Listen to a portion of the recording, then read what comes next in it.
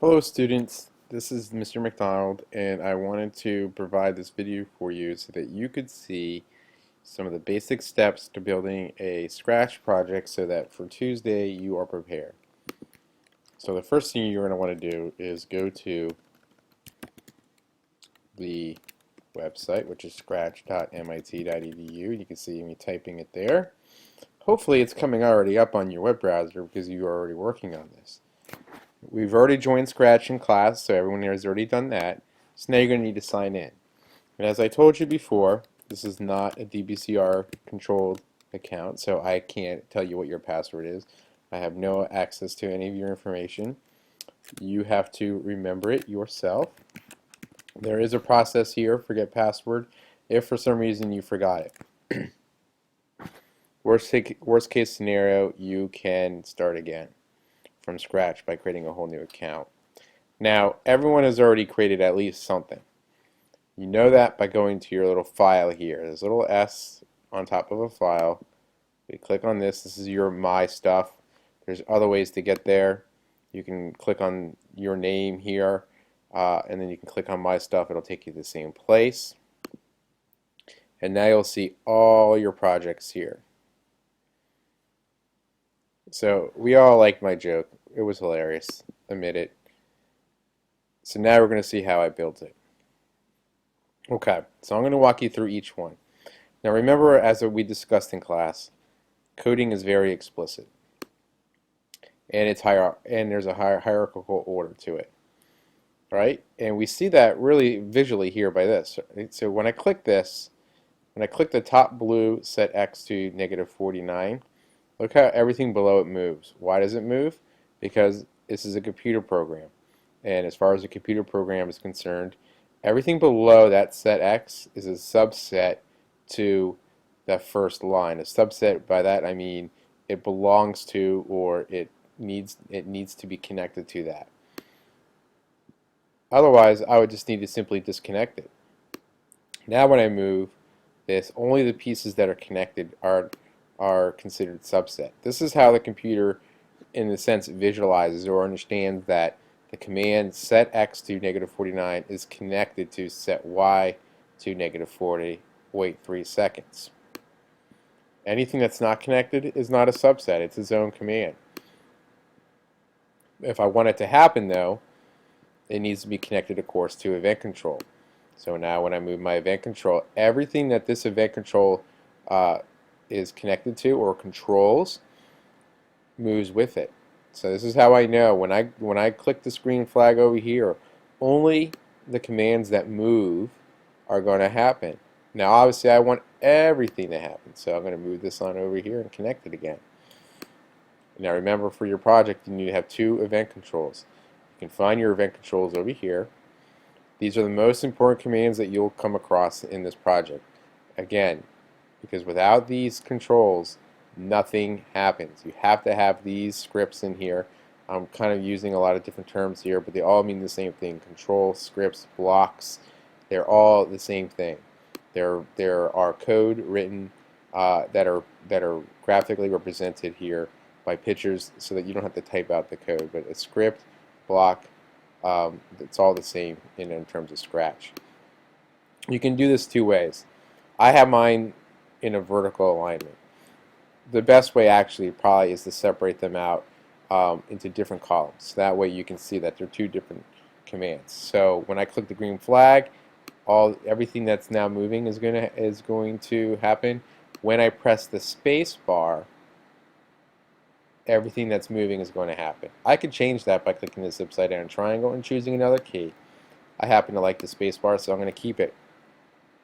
Now remember, you're connected to these commands that you were seeing here, these scripts, these blocks, whatever term you want to use, they're all connected to just this blue dinosaur that I have labeled Daddy. It's actually backwards, but it's okay. Monica, the green dinosaur, has a whole set of different commands. Now remember, in our rubric we need to have 3 behaviors. And what I told you, for the sake of simplicity, anything that's under the blue blocks or motion scripts, the dark purple looks, or the light purple sound, I will consider to be a behavior. So we have behavior 1, we have What did the behavior 2, Triceratops sit on? and now we have behavior 3, and we have behavior 4, and behavior 5, right?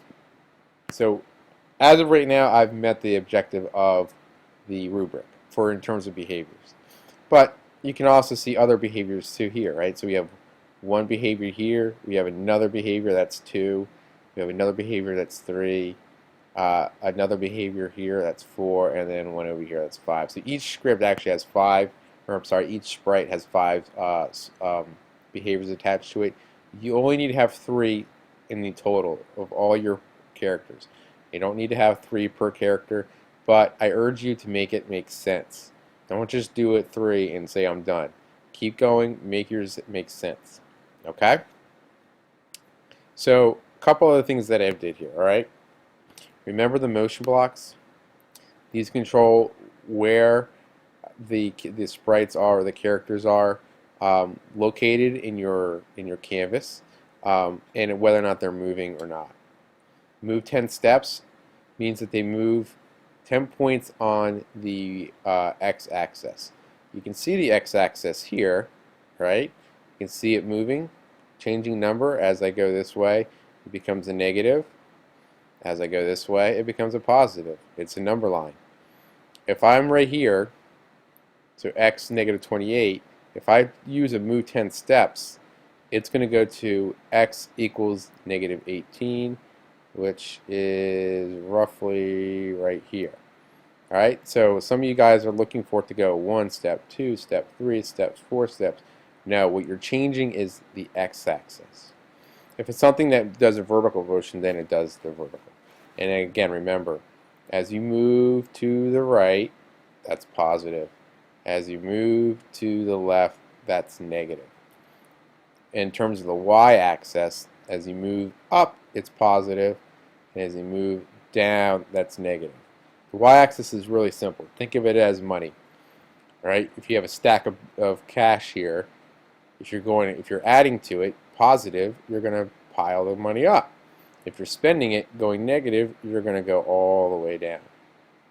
Same concept. It's a number line, simple number line. Okay, so let me just walk you through what I did.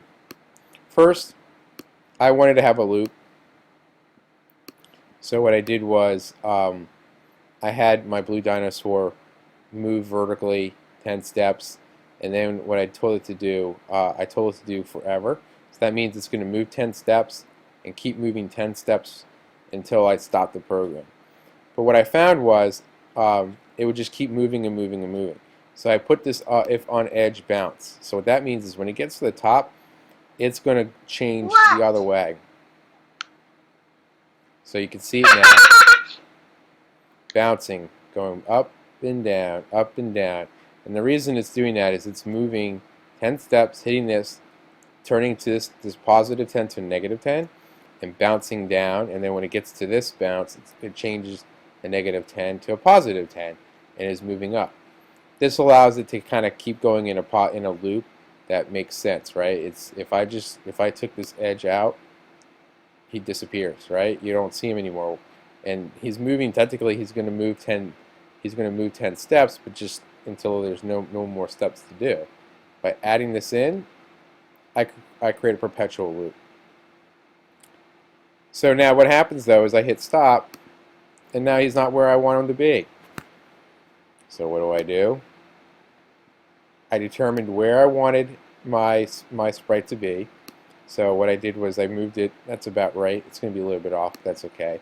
I clicked my little I button right here. I got the X value I wanted, I got the Y value I wanted. I set X to that value, I set Y to that value. Now, when I click, he moves right back to where I want him to be. This way, every time I start the program, he does it again and again. Now, I added these wait commands or control commands, scripts, because the blue dinosaur is interacting with the green dinosaur. The computer programming is very explicit. If I didn't have these in, what would happen is, let's just take it out and see. it won't respond the way I want it to respond. So now I'm going to just completely remove it. So we heard Monica say what, and then we heard Monica laugh, but now what did the Triceratops? It just all happens in a big mess, right? The Tricerabottom. Doesn't make sense, doesn't work. So what I did was I added a wait. I had Monica say what. So in this wait 3 seconds, you hear my voice. This is what allows the green dinosaur to say, what does the Triceratops sit on? That takes about 3 seconds. Then Monica says what? Then you hear the green dinosaur say the punchline of the joke. Then you hear Monica laugh. Then you see Monica's blue dinosaur bouncing up and down in a forever loop. So I'm just going to reset. There we go. Same thing over here. So I want the joke said right away. What did the Triceratops sit on? So now we wait 5 seconds. This is about the time it takes Monica to say what. And then we hear the actual punchline. Now, this dinosaur would be waiting while the blue blocks are being played. What did the Triceratops sit on? So now you may be wondering, well, why can't I hear Monica's voice? Simply put, you see this little blue line around the green dinosaur? When I click the green flag, it's only going to affect the commands that are highlighted for this dinosaur. Same thing if I click the green flag here, it's only going to affect these commands. If I want to see them all together, simply click on See Project Page. Now we can see my joke. What did the Triceratops sit on? What? The Tricerabottom.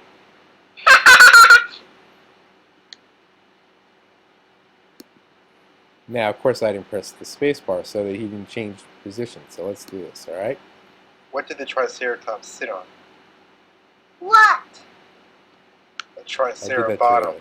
We'll try it again. Ready? What did the Triceratops sit on? What? The Tricerabottom. There you go. Done and done. So this is how you build a Scratch project. Still confused? Simply ask any questions that you have by emailing technology@dbcr.org and I'll be happy to respond to you. The best way to learn how to do these is just simply to play around with it. It took me about 40 minutes to build this project from scratch, playing around, figuring out how long I wanted my wait commands to be, and figuring out how long I needed for each person to pause. My biggest advice to you is to play around. Make sure you have, when green flag is clicked, if nothing is happening, it's because you're missing your event controls. You have to have at least this for your project to work. And in order to get a full credit for the project, you need to have the second one in here too. I would avoid the rest of them because they just add a layer of complexity that you don't need. The other things that you need to know for the text box, the say hellos, or the think boxes, those are all text boxes in terms of your rubric. Your motion controls all your motion. Go ahead and play around with them. You'll find that you can move things around quite easily. It just takes trial and error. If you want it to bounce around, make sure you use the bounce on the if on edge bounce. And then if you want it to look like it's walking or running, use this glide. The glide is a smooth transition. If you say go to, it's going to almost be like magic. It's going to be here, then here. The glide takes a couple of seconds or however long you tell it. So right now it's set for 1 second, but you can choose 5, 10, 15 seconds, whatever fits your project. And then that makes it look like it's moving much smoother and more realistic. All right, we're out of time for this project, for this one, but I'll have more later.